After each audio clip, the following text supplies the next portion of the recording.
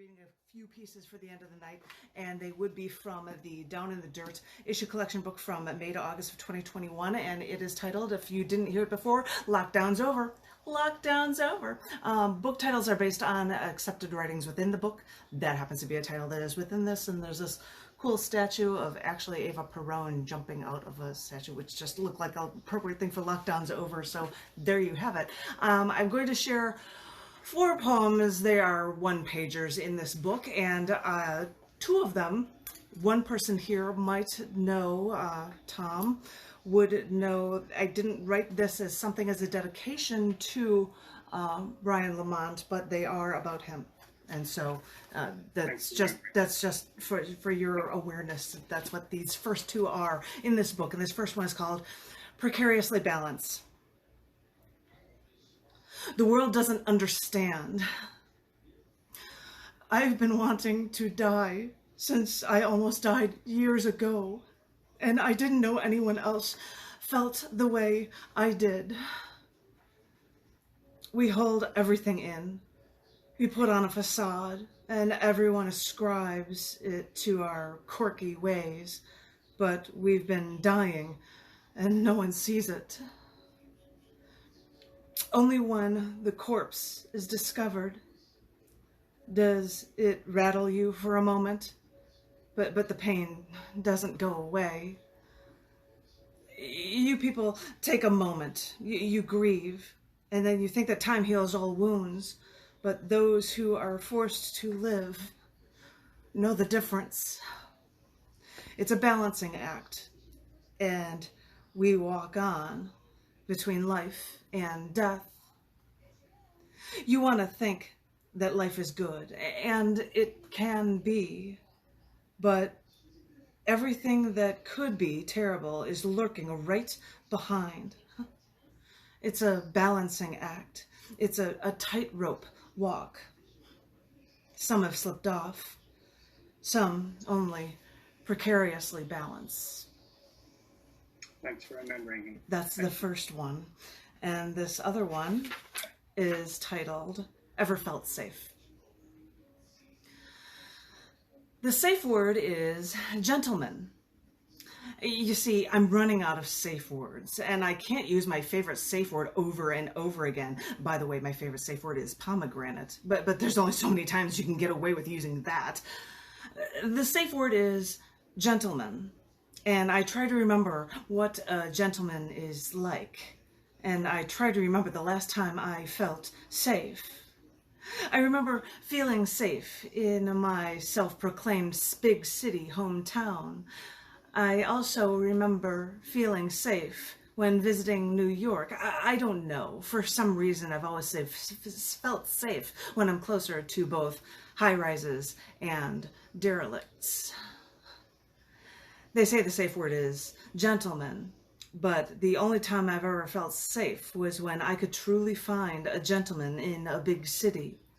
They might not look like a gentleman. They might shave their head. They might wear a leather jacket and smoke and drink to oblivion, but that was my gentleman. So when you finally go back to find that just right someone, to realize they are gone, where did they go, you wonder, as you then begin to wonder what oblivion looks like and what that safe word was again. Wow. I've written something for him, and that was for that, but those 2 were just other pieces that I did thinking of Brian for. Anywho, I'll shush about that. All right, yay, Brian. I have 2 more. They're one-pagers, and as I've said before, if I happen to be able to release a poem as an Instagram image, I will. This is a one-page poem. It's too long for it, but it had an Instagram image.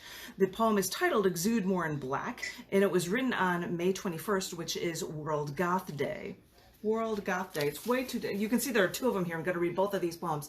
This is it. If you wanted to see, you can check it out in the book or whatever. It's me looking very goth. It's an old photo of me with a cloth over my head, and I'm wearing holding a dead flower. It's funny. Anywho, this is called Exude More in Black, and it's for World Goth Day. There are a select few who understand the ludicrosity of life at a very early age.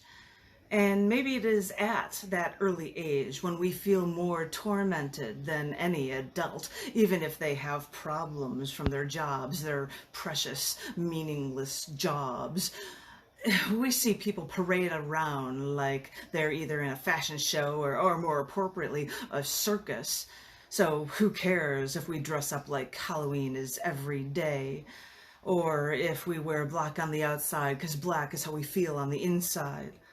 Because even if we can't wish Morrissey an unhappy birthday today, or drink with him until one becomes four and then we fall on the floor and drink more, we can still wear black and talk about and act all proto-goth. And you can think that it's only about depression. And you're right, it's true. It's hard to be happy when you don't hide from evil.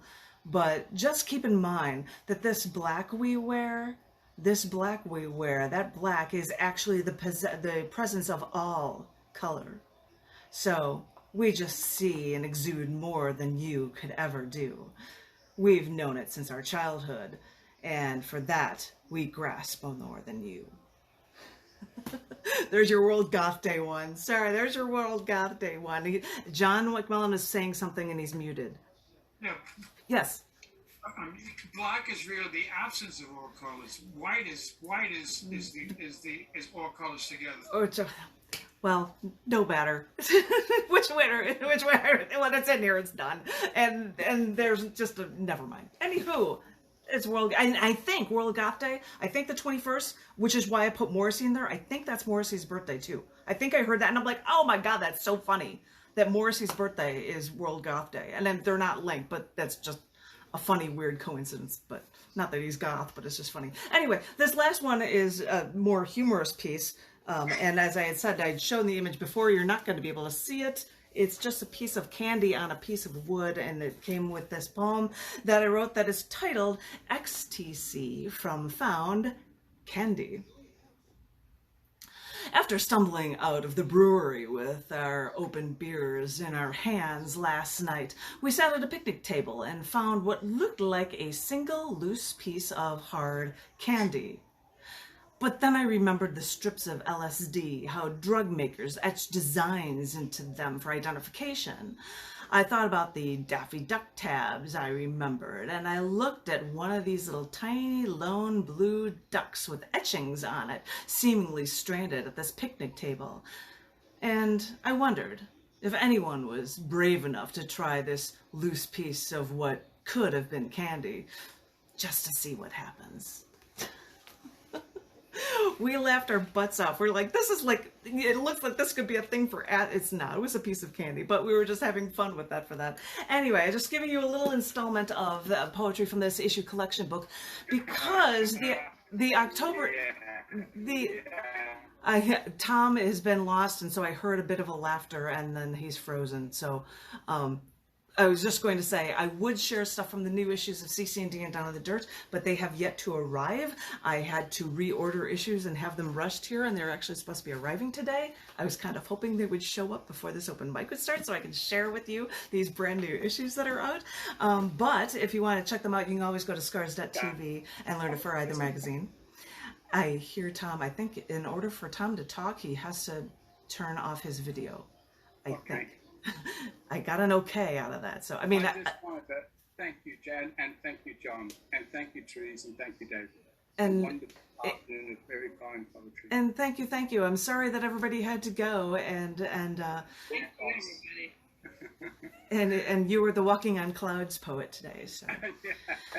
Thank you. Well, you were, literally. You had a gate and everything. So I just wanted to thank each and every one of you so much for this opportunity. The next one will be on the first Sunday in November. That is November 7th, I believe, because Monday, the first day is a Monday, so it'll be the following Sunday. So I believe that's the 7th is the first of the month. So there will be a Facebook event listing for it.